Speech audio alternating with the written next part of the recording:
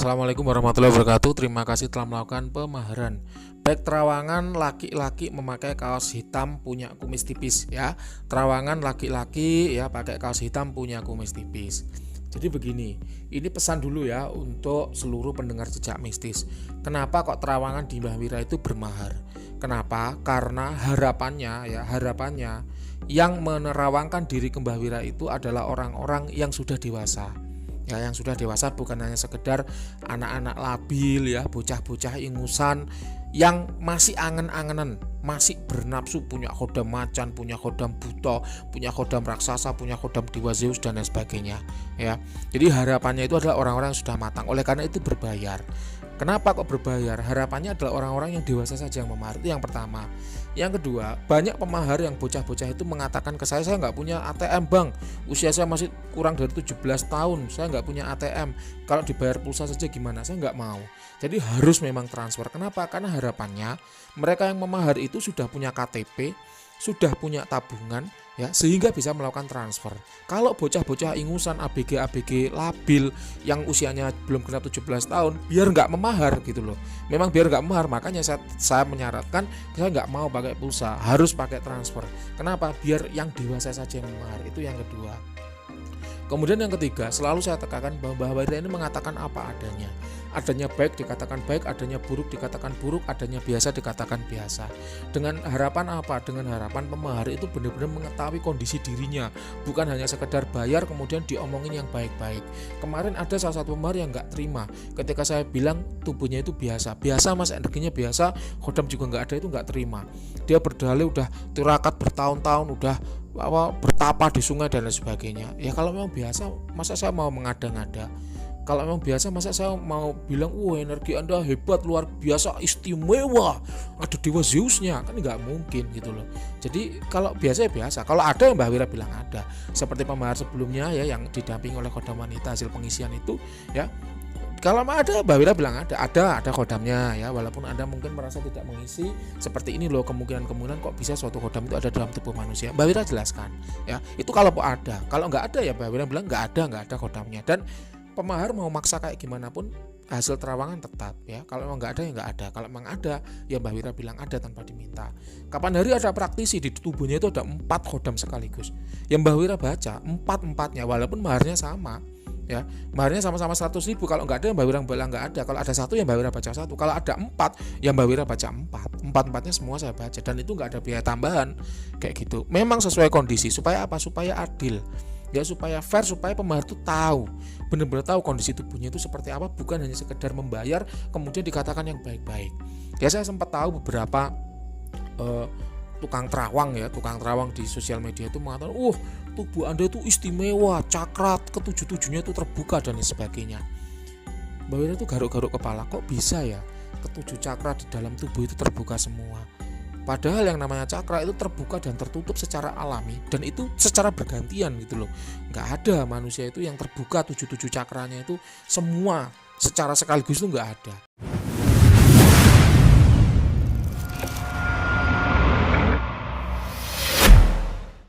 Minimal bertahap, 2 dulu, 3, 4, 5. Begitu yang cakra ke-6 terbuka, pasti cakra yang lain itu ada yang tertutup. Kayak gitu, ketika cakra yang ke-7 terbuka, pasti 2 cakra lain tertutup. Sehingga hanya sekitar 4 atau 5 maksimal yang Mbah Wira pernah tahu. Ya, cakra manusia terbuka nggak ada, 7-7-nya terbuka itu nggak ada.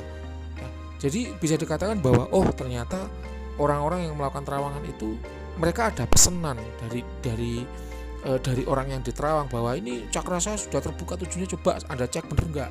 Nah dia membenar-benarkan aja supaya apa? Supaya pemahar seneng. Dengan harapan apa? Kalau pemahar seneng, mahar lagi kayak gitu ya. Rekan saya punya rekan ya, Mas Jalak Paningal, itu tidak ada kong kali kong khusus, tidak ada perjanjian khusus dengan Mbah Wira. Ya kami sekedar kenal, sekedar rekan ya, tapi tidak ada kong kali kong khusus. Kalau Mbah Wira bikin azimat, karena Mbah Wira ini kan rajanya azimat ya, saya cek ke Jalak Paningal, saya nggak pernah ngomong itu isinya apa. Nanti Mas Jalak itu akan mensketsa. Kalau cocok saya bilang, cocok Mas, ini seperti yang saya lihat. Kayak gitu, memang istimewa terawangannya Mas Jalak. Tapi ketika gambar yang keluar itu nggak cocok dengan yang saya lihat, bukan kok saya marah-marah, Mas, ini gimana sih kok gambarnya gak cocok? Enggak. Saya langsung introspeksi diri. Kenapa kok bisa yang saya lihat berbeda dengan yang digambar? Apakah saya saat ritual itu ngantuk?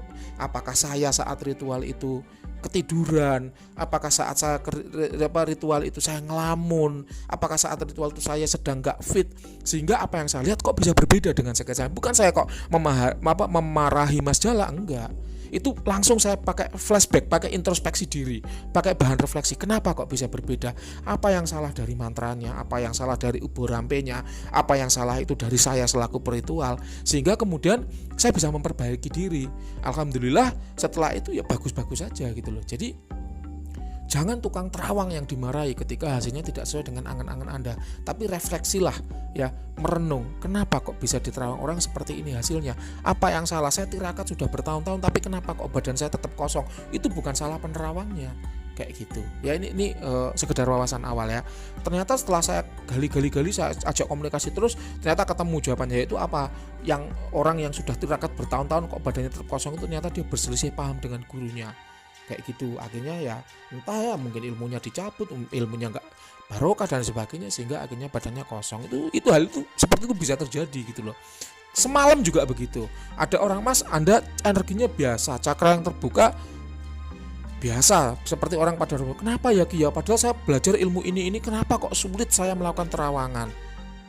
Lah banyak, Mas, faktor yang membuat orang itu sulit mempelajari terawangan. Salah satunya gimana gurunya ahli terawangan apa enggak? Dia bertanya kepada saya, loh emang ngaruh ya Mbah kalau gurunya bukan ahli terawangan? Loh lagi ini gimana sih gitu. Saya itu sampai heran gitu loh. Anda belajar masak ya, Anda belajar masak bukan ke koki, tapi ke montir mobil. Kira-kira Anda bisa masak enggak? Pasti enggak bisa gitu loh. Nanti jangan-jangan obeng baut di oven, ya oli direbus, kan gitu. Anda belajar masak ya ke koki, jangan belajar masak ke tukang mesin gitu loh.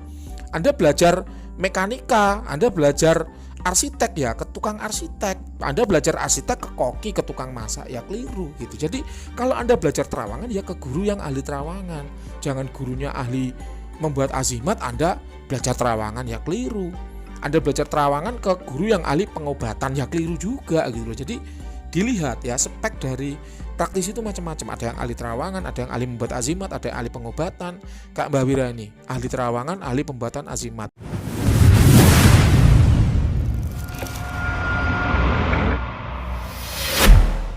Disuruh ngobati orang ya nggak bisa gitu loh. Kapan hari ada orang yang kena santet, kemudian minta tolong Mbah Wira tolong diobati, ya saya nggak bisa, saya hanya bisa nerawang, hanya bisa menjelaskan gini. Tapi kalau untuk mengobati saya nggak bisa gitu. Jadi harus sadar diri, dan sekarang praktisi yang kayak gitu sudah jarang, tidak banyak lagi. Guru saya pernah memperingatkan beberapa bulan yang lalu, pada akhir zaman nanti ilmu itu akan dicabut dari muka bumi. Orang yang berilmu tidak akan menerima murid lagi, dan orang yang masih menerima murid itu ilmunya omong kosong. Jadi ya itulah fenomena akhir zaman ya.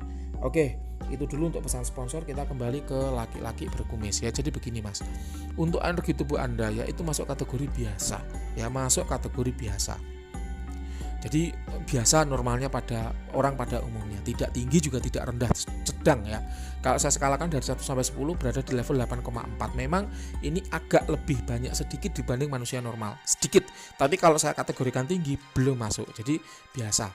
Nah, kategori biasa, sedang, tinggi itu saya yang membuat. Ya, saya yang membuat. Jadi ukuran masing-masing praktisi nggak sama. Mungkin ketika Anda nggak terima dengan hasil terawangan saya, kemudian Anda terawang ke orang, wah energi Anda itu masuk kategori tinggi, ya boleh-boleh aja, karena tingginya dia beda dengan tingginya saya, standar tingginya dia beda dengan standar tingginya saya, kayak gitu ya. Jadi kalau saya sekarang 8,4 itu skala dari mana? Saya yang membuat, antara 1 sampai 10, terendah itu 7 ya. 1 sampai 10 terendah 7. Orang kalau levelnya di bawah 7 berarti masuk kategori sakit, entah itu medis ataupun non medis, kayak gitu. Lah 7 itu dari mana? Apa alat ukurnya? Saya yang membuat.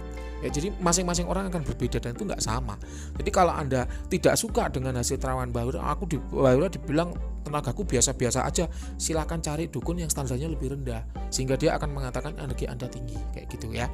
Jadi ini perlu dipahami. Oke, yang kedua, energi yang ada di tubuh Anda ini bukan karena olah energi, olah tirakat, olah ilmu ataupun khodam. Jadi memang ini murni pure energi murni diri Anda ya kayak gitu. Jadi ketika dia berada di level 84 agak lebih tinggi sedikit dari orang pada umumnya, itu karena memang Anda yang masih usia muda. Jadi semangat Anda yang tinggi, ya gairah hidup Anda yang tinggi, itulah yang membuat energi tubuh Anda itu menjadi lebih tinggi sedikit dibanding orang pada umumnya. Tapi ini bukan campur tangan ilmu, bukan campur tangan khodam, bukan campur tangan tirakat. Anu Mbah, Anda boleh ngeyel ya. Anu Mbah, saya ini punya ilmu macam-macam Mbah, ajian rengkah gunung dan sebagainya. Ya boleh aja Anda punya ilmu yang macam-macam, tapi keilmuan yang Anda pelajari itu tidak membooster energi tubuh Anda sehingga energi tubuh Anda itu masuk kategori biasa. Itu yang perlu ditekankan. Kemudian yang kedua, untuk aura diri Anda itu dominan adalah merah gelap. Merah karena Anda memang masih muda, jiwa muda. Ya, jiwa yang muda itu jiwa yang penuh semangat, penuh ambisi, penuh cita-cita, penuh impian, ya penuh gairah hidup. Tapi di sisi lain karena memang masih muda, Anda susah dinasihati. Ya, susah dinasihati. Nggak masalah ya, itu wajar mengingat usia Anda. Ya, itu wajar.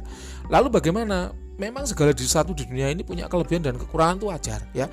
Tinggal kita bagaimana kita tahu apa kelebihan kita sehingga bisa kita maksimalkan untuk bermanfaat bagi orang lain, dan kita tahu apa kekurangan kita sehingga bisa kita kontrol agar itu tidak merugikan kayak gitu. Jadi wajar punya kelebihan dan kekurangan, itu wajar. Mbak Wira itu juga gitu, punya kelebihan dan kekurangan, dan itu sah-sah saja. Itu manusiawi.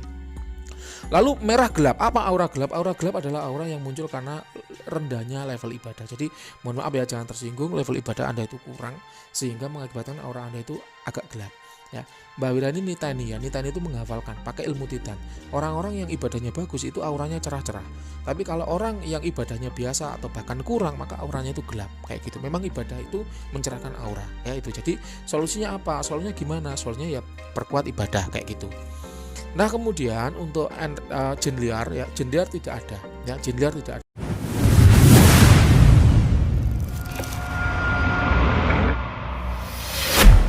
Kenapa? Karena aura Anda yang merah itu merupakan aura pertahanan alami yang menghalau jin liar untuk mendekat ya kayak gitu. Tidak semua aura merah itu berarti bisa menghalau jin negatif, enggak ya. Berbeda-beda, tiap orang ini bacaannya berbeda-beda. Hasil pembacaannya itu enggak sama-sama merah tapi beda terjemahan gitu loh ya. Jadi Mbak Wira ini kalau menerjemahkan tuh enggak baca buku gitu loh, tapi melihat situasi dan kondisi bagaimana orang tersebut, dan sehingga apa? Sama aura boleh sama-sama merahnya tapi hasil pembacaan pasti berbeda. Kayak itu ya. Jadi untuk diri Anda, karena aura merah Anda itu ada proteksi alami, maka jin liar tidak ada yang mendekat ya. Kemudian untuk jin negatif, energi negatif ya juga tidak ada. Sehingga bisa saya katakan bahwa badan ini bersih, tidak ketempelan, tidak kena santet, tidak kena pelet kayak gitu ya. Nah, sekarang yang terakhir yang paling rawan, orang itu paling seneng kalau disebut punya khodam ya. Anu Bas, khodam Anda itu ada Dewa Zeus. Wah, itu senengnya luar biasa. Khodam Anda itu macan loreng. Itu senengnya luar biasa. Tapi Mbak Wira tidak akan demikian ya. Mbak Wira akan ngomong apa adanya. Kalau ada ya bilang ada, kalau nggak ada ya bilang nggak ada. Kalau baik yang ngomong baik, kalau buruk yang ngomong buruk, kalau biasa yang ngomong biasa ya. Itu sudah menjadi prinsip saya. Nah, untuk khodam di diri Anda, saya tidak melihat keberadaan khodam leluhur ya. Saya tidak melihat. Untuk khodam keturunan tidak ada. Khodam hasil pengisian di badan juga tidak ada. Ya, ini jadi jelas ya. Jadi tidak ada khodam di diri Anda, ini bersih tanpa ada embel-embel khodam apapun. Oke, itu saja untuk hasil terawannya. Silahkan kalau ada yang kurang jelas boleh ditanyakan. Terima kasih, selamat malam.